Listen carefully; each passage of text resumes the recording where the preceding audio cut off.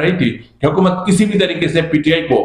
मैदान मुज़ाकरात के मैदान से या मुज़ाकरात की टेबल से भागने पर मजबूर कर रही थी। जब पीटीआई की तरफ से चार्टर ऑफ डिमांड पेश किया गया तो उसके बाद जो इनकी मुज़ाकराती कमेटी के मीटिंग हुई तो उसमें यह चीज तय हुई कि हम चार्टर ऑफ डिमांड का जवाब 28 जनवरी को देंगे। और जो चार्टर ऑफ डिमांड का जवाब तैयार किया गया है वो आपको याद होगा कि एक वीडियो में मैंने आपको उसके तमाम पहलुओं से आगाह कर दिया था कि हुकूमत ने यह असूली तौर पर फैसला कर लिया है कि ये मुज़ाकरात नहीं होंगे, क्योंकि मुज़ाकरात से नवाज शरीफ बागी हो चुके थे। नवाज शरीफ मुज़ाकरात मजीद नहीं चाहते थे क्योंकि